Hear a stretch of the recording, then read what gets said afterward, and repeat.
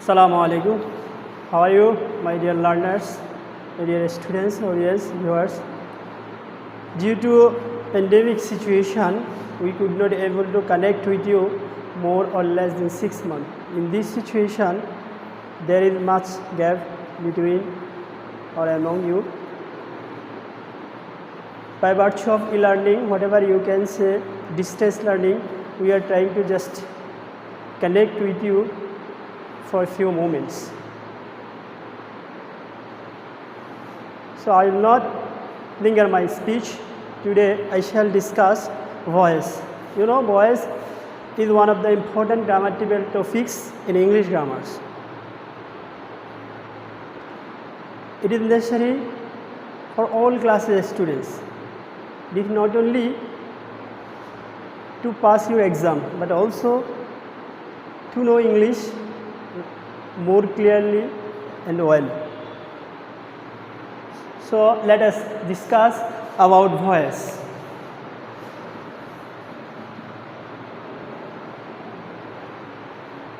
You know, there are two types of voice in English. First one is active.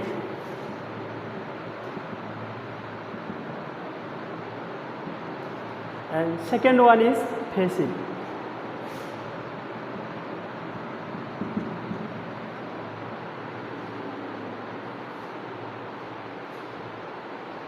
Today I will tell you or teach you how to change voice from active to passive. To change active to passive, you have to follow some rules and regulation. First of all,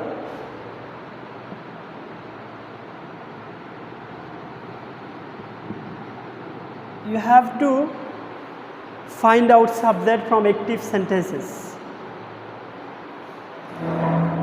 To find out subject from active sentences, you have to follow some criteria.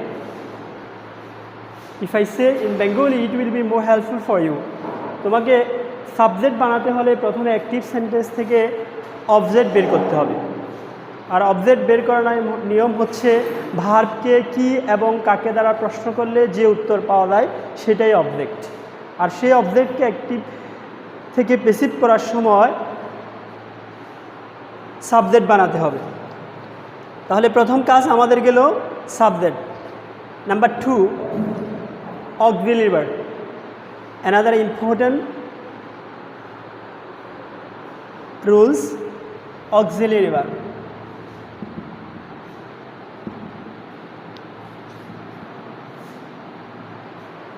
Auxiliary ভার্বের ক্ষেত্রে তোমাকে ভালোভাবেই টেস্টটা জানতে হবে। সেক্ষেত্রে আমি সংক্ষেপে এখানে তোমাকে কিছু টিপস দিচ্ছি। অ্যাক্টিভ বাক্যটি যে টেন্সে থাকে প্যাসিভ বাক্যের অক্সিলিয়ারি ভার্ব ঠিক তার পরের টেন্স হয়।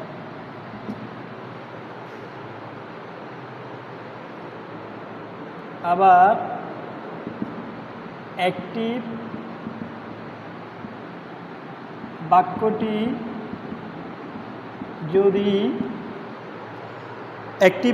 যদি continuous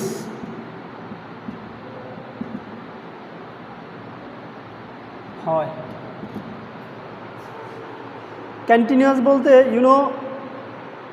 there are present continuous, past continuous and future continuous, মানে যে কন্টিনিউয়াসে হোক, যদি তোমার অ্যাক্টিভ বাক্যটা কন্টিনিউয়াসে হয়,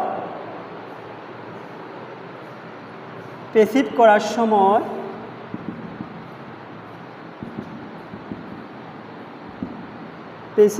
সময় ওই কন্টিনিউয়াসই হবে।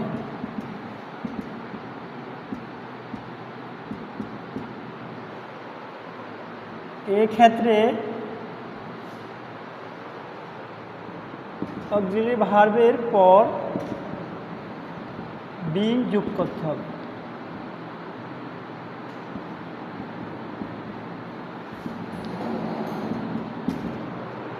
You have to follow one thing more important for you. You know, auxiliary verb always follow subjects. If your subject became a present, you can use present, you can use singular auxiliary verb. If your auxiliary verb became a plural, I want to tell you, if your, I am repeating the sentence, if your subject became a singular, you have to use singular auxiliary verb. If your subject becomes plural, you have to use plural auxiliary verb.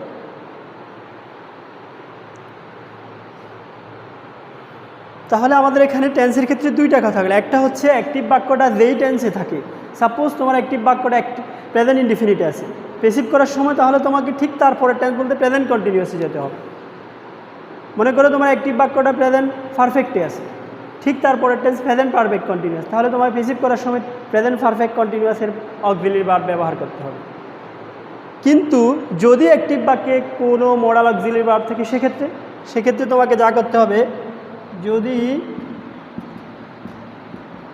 Active বাক্যে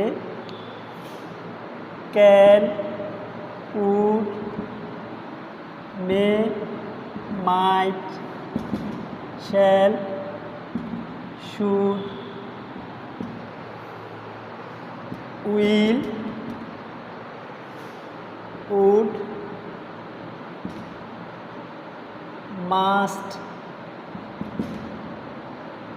late অথবা auxiliary plus to হলে, auxiliary verb to হলে সেক্ষেত্রে কী করতে হবে, সেক্ষেত্রে টেন্সের কোনো পরিবর্তন হবে না, এগুলোর সাথে শুধু বি যোগ করলেই হবে, এগুলোর সাথে বি যোগ করলেই হবে,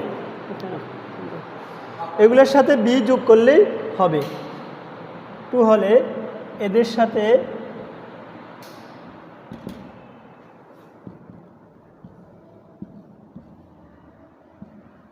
বি যোগ করতে হয়। তাহলে আমরা 2 নম্বর রুলসটা ভালোভাবেই বুঝতে হবে। সেজন্য আমি আবার বলছি, অ্যাক্টিভ বাক্যটি যে টেন্সে থাকে, পেসিভ বাক্যটি ঠিক তার পরের টেন্সে হয়। আবার অ্যাক্টিভ বাক্যটি যদি কন্টিনিউয়াসে হয়, কন্টিনিউয়াস বলতে present continuous, first continuous, future continuous, যদি এই 3 কন্টিনিউয়াসে হয়, সেক্ষেত্রে তোমাকে যেটা করতে হবে, ওই কন্টিনিউয়াস অ্যাক্টিভ বাক্যটাও থাকবে, মানে অক্সিলারি ভার্ব ওই কন্টিনিউয়াসের ব্যবহার হয়, সেক্ষেত্রে অতিরিক্ত তোমাকে বিন যোগ করতে হবে, বিন যোগ করতে হবে অক্সিলারি ভার্বের পরে। কিন্তু যদি অ্যাক্টিভ বাক্যটি can, could, may, might, shall, should, will, would, must, let অথবা অক্সিলারি ভার্ব প্লাস টু, এদের সাথে কি করতে হবে, তোমাকে বি যোগ করতে হবে। 3 নাম্বার রুলস যেটা, সেটা হচ্ছে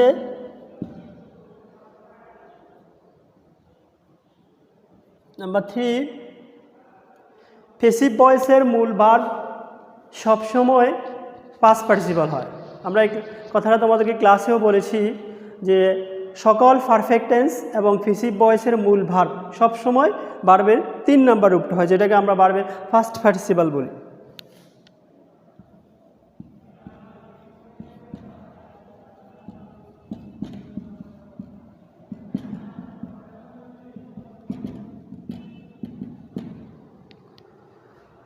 তাহলে আমরা 3 নাম্বার রুলস শেষ হলো। 4 নাম্বার রুলসে আমরা যেটা করতে হবে, প্রিপোজিশন হিসেবে বেশিরভাগ ক্ষেত্রে বাই হয়।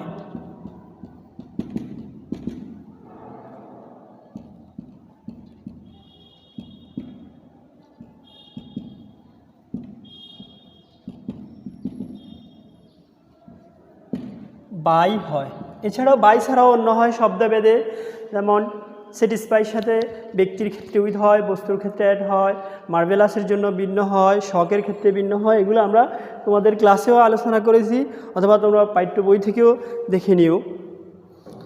তাহলে আমরা 4 নাম্বার রুল শিখেছি।